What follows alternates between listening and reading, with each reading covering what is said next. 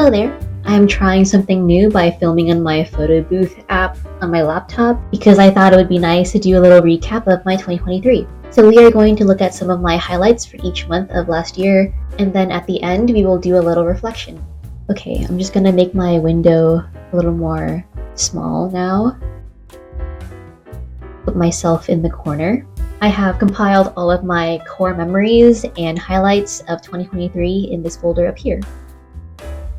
Let's start with January. This month was pretty cool because I got the chance to display one of my pieces at my undergraduate department's annual exhibitions. Here I have some pictures of my piece. This was a giant book that I made about my dad who had passed away when I was fairly young, and I just wanted to make something that honored his life. So I'm gonna play some Tetris with my photos here. Okay, I think this is good enough. Here are just some photos of my piece. It's this giant book that's like 2 feet wide and 3 feet long when it's closed. This is a pretty special project to me, and it was really exciting to get to share this project with so many people who came. And I added these 2 blue cushions for people to kneel on so that they can flip through the book and experience it. And that was pretty much the only highlight of my January. In February, I actually got an award for this piece, which I'm so honored to receive. It's nice that I got recognized for this piece, but it's even better that I got the chance to just share my art with people. I also saw this cute little hummingbird while I was walking back to my apartment one day, and it was just perched on this very delicate plant.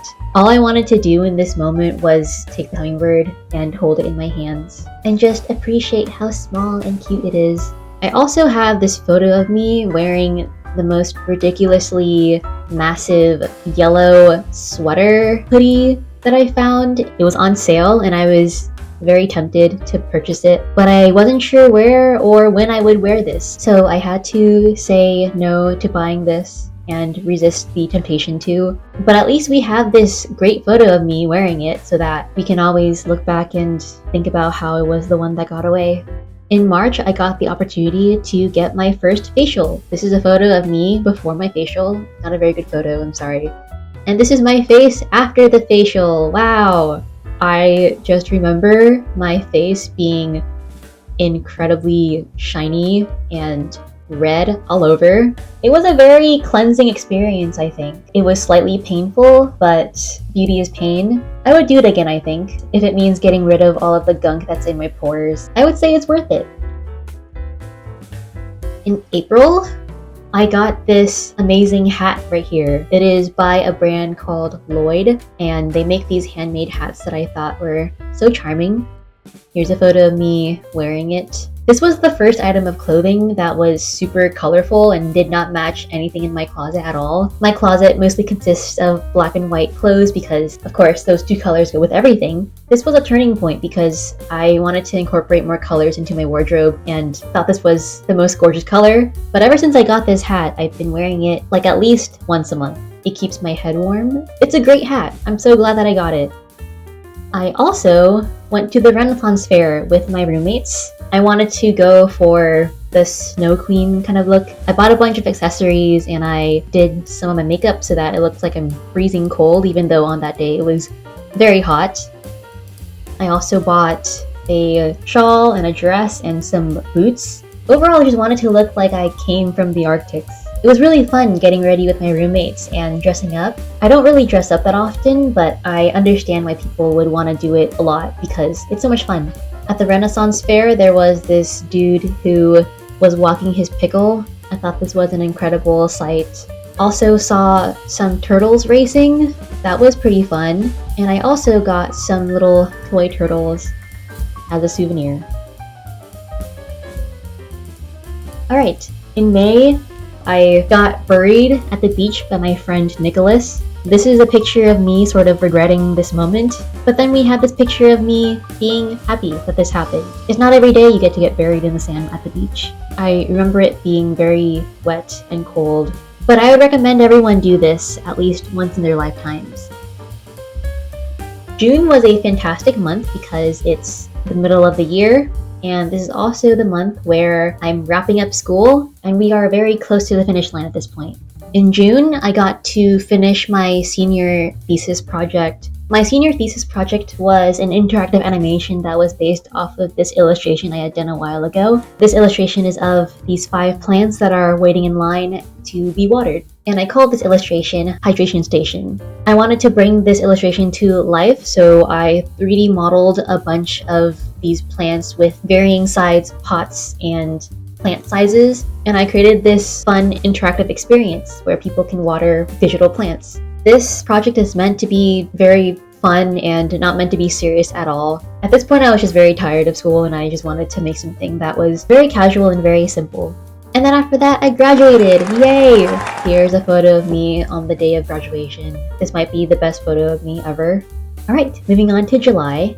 Okay, I had to turn on the lights because it was getting dark. After I graduated with my bachelor's, I moved out of my apartment in my college town, and then I moved back home. I did not have a full-time job yet, straight out of college. I was still on the job hunt, but I was freelancing as a designer. It was a nice, flexible, and temporary gig, but I knew deep down that this would not last me for a long time, and although I really liked the flexible schedule of freelancing, I really wanted to have something that was a stable source of income for me. But I also just wanted to experience a full-time job because I had never done that before.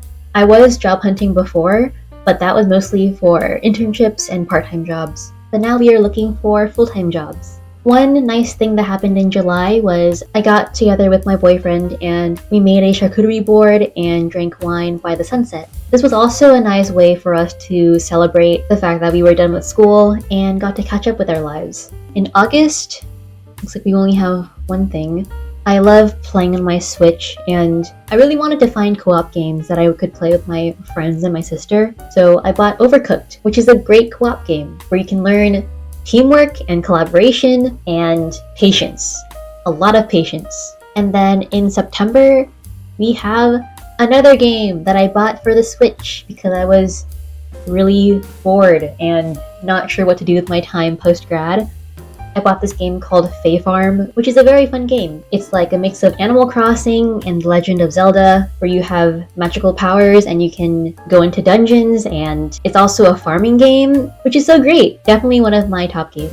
Also at this time, I was looking into graduate schools. I really enjoyed learning, and I think at this point I was really unsure if I wanted to go into the corporate work life. So I considered going back to school to get a master's, and was doing a whole bunch of research on different schools that I might want to apply to. But this entire time I was very unsure because graduate school, especially for graphic design, is very expensive. The thought of being in debt for the rest of my life was just not a very good feeling. So in October, nothing really happened, but at this time I did for some grad schools, and I sort of was realizing that I did not want to go to grad school. The thought of doing more school and paying an astronomical amount of money just to get another degree was not that attractive to me. So I think it was around the end of October when I decided that I did not want to go to grad school. But I do still really enjoy learning, and education is something that I really am passionate about. So maybe in the far future, I will think about going to grad school to get my master's. Alright, November. Let's see what happened here.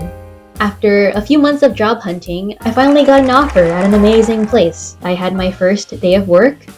This is me on the way to work. This is what it looked like when I was trying to make my lunch for the first time. This lunch, it was a very simple tortilla wrap, but it took me 1.5 hours to make. 1.5 hours! But since then, I have gotten a lot more efficient in making my lunches. This really is one of those moments where practice makes perfect.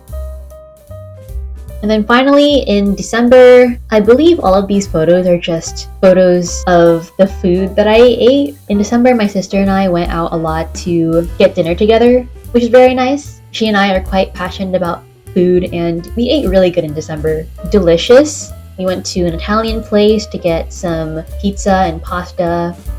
And then we also went to another Italian place where we ate a really good salad and really good steak and some amazing desserts. We ate fantastic in December. It was a little rough on our wallets, but food is definitely one of those things that I would not mind spending a lot of money on because food is great. And also in December, I posted my first YouTube video. Yay! Okay, now that we have done a month-to-month overview of my 2023, now I'm going to go through my ins and outs. This is a moment where we can reflect on this past year and also think about the things that we are going to continue doing for this new year. One of the things that I have on my list of ins is rediscovering hobbies. This year I really want to get into more hobbies and things that I can do in my free time. I think naturally I'm a very productive person who almost always prioritizes my work over everything else. And I want to stop that. I want to stop working so much and live a little. And I also want to emphasize that I do not want to monetize my hobbies. For example, I love drawing and illustrating, but recently I've been illustrating for clients and for people for the sake of money. And I realized that I really do not enjoy illustrating for money and for other people. It kind of takes away my passion for drawing by attaching a price tag on it. So this year I really want to draw more, but for myself.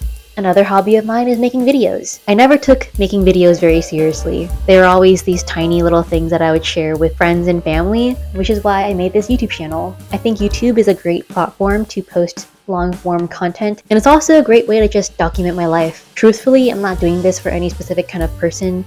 It's really just for me. It would be cool if there are people out there who actually like my content and would consider supporting me. So yes. Also, reading, of course. I really want to read more because I love being an intellectual. I also read 4 books last year, which is a very embarrassing number. It's definitely something that I want to keep doing for next year. Video games, also something I really want to get more into. Also watching TV shows and movies because I'm always behind on those for some reason. That said, one of my outs is doom scrolling. I hate rotting and being on my phone and scrolling for hours and hours and just consuming all of this garbage. I never feel great whenever I doom scroll. There were so many times when I just sat on my bed and I scrolled through my phone for 5 hours straight, and I would retain nothing, and I would feel terrible about it afterwards. Also on my list of ins is practicing self-care, specifically skincare, because I grew up having pretty bad acne and I really want to make an effort to take care of my skin, and also using sunscreen. I love sunscreen so much because I'm pretty pale and I get burned pretty easily by the sun. Another in that I have is taking it day by day. I always never know what to say when people ask me what I want to be 5 years from now because a lot can happen in 5 years. The past and the future are just things that we don't have control over, but we do have control over what we do now. One thing that is in my list of outs is planning time-based milestones. Part of me also feels like having milestones is very restrictive, and for me at least, it makes me feel like I am conformed in this box that I have to be constrained in order to make whatever the milestone is in the future happen. But I feel like by having those goals in my head, I start to lose sight of what's actually in front of me. So I am going to take it day by day instead. Another in that I have is cultivating my relationships. I am really terrible at this. Like, I'm terrible at keeping friends and maintaining those friendships. And I think it's really important to have friends right now and people who you can talk to. That said, another out that I have is people pleasing. You know how they say fake it till you make it? I think there is an extent to how much you can fake it until you lose your mind. I've always been so worried of how people perceived me, and I would always try to shape myself into a character that I would think would make me more approachable. And I was also thinking that it's very unrealistic to go your entire life pleasing other people. That is old news, because then when are you going to please yourself? And finally, my last in of the year is to have fun. I'm a strong believer in the fact that you cannot have fun unless you make it fun. So yeah, make sure you have fun, because having fun is underrated. And that is all I have. Thank you for reflecting on this past year with me. I am very excited for this new year. I always love having a fresh, clean slate. If you have any ins and outs or resolutions for this new year, please comment down below and I would love to hear it. And cheers to a brand new year. Thanks for watching, and I will see you next time. Bye!